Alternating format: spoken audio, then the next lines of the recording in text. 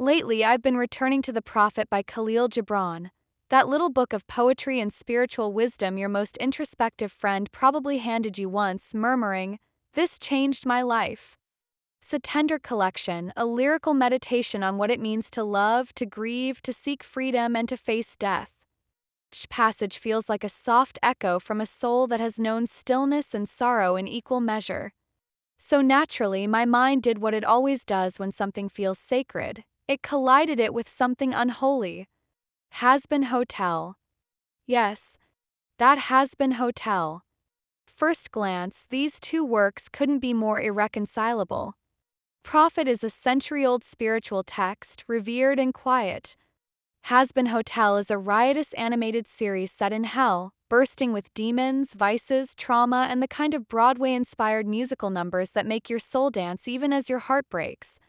But beneath the contrast lies an unexpected kinship. Beneath the chaos and the calm, both works ask the same fundamental question. What does it mean to change? To evolve? To suffer and still choose hope? Two guides at the crossroads.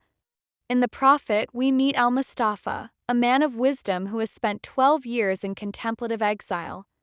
As he prepares to depart the city of Orphalese, the townspeople gather to receive his parting words, serene reflections that drift like spiritual postcards from a soul who has journeyed far. In Hazbin Hotel, we are introduced to Charlie Morningstar, Princess of Hell, who dares to dream of a hotel where redemption is possible. Her mission is blasphemous in the underworld, to prove that no soul is beyond saving, not even those cast into damnation. And yet, both Charlie and Al-Mustafa are spiritual teachers. One speaks in parable, the other sings to the damned. But each steps forward at a crossroads, offering grace in a world that has mostly forgotten how to ask for it. On love and suffering. Among the most piercing lines in Gibran's The Prophet is this: "When love beckons to you, follow him, though his ways are hard and steep." Gibran speaks of love as a force that wounds and reshapes us, carving new depths in our being. Love, for him, is both beautiful and brutal. In Hazbin Hotel, that lesson is lived, embodied, by Angel Dust. He is perhaps the show's most tragic and complex character, a creature who seeks love and validation in all the wrong places. His life is a carousel of addiction, exploitation, and performative pleasure.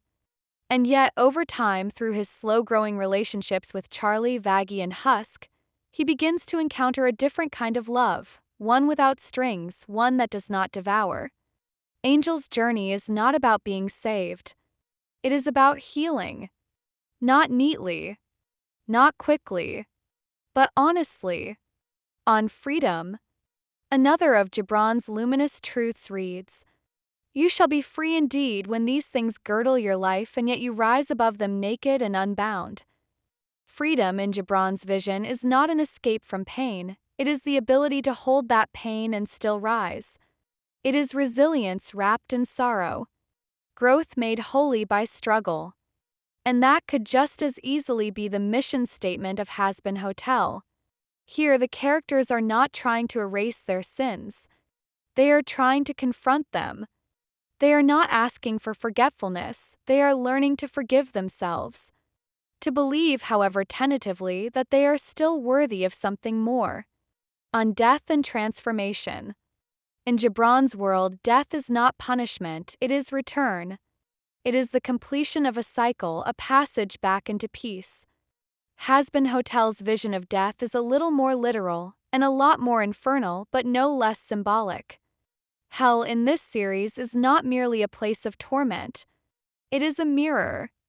The hotel itself is a kind of liminal sanctum, a threshold where demons are invited to reckon with who they've become and who they might still be. It is not salvation on offer, but transformation. Where this journey leads. This reflection is not a conclusion, but a beginning. A beginning to a series of meditations that place Gibran's The Prophet beside Hazbin Hotel, not to compare their worth, but to reveal their resonance. Each chapter will explore a theme, love, sorrow, freedom, forgiveness, death, and trace the unseen threads that bind these seemingly dissonant worlds. This go-round I will focus on the 9 central characters of Season 1. Charlie, Vaggie, Angel, Alastair, Husk, Nifty, Serpentious, Cherry Bomb, and Lucifer. The conclusion of the series, I may revisit this and include extended cast members and villains as well. Eventually, this journey may extend to Helluva Boss too. Because if anyone deserves a philosophical unpacking, it's Stolas and Luna. So if you're drawn to stories about redemption wrapped in chaos, or if you've ever wondered what happens when a sacred poet walks into a bar in hell, stay. There's more to discover. This is what happens when demons meet the divine.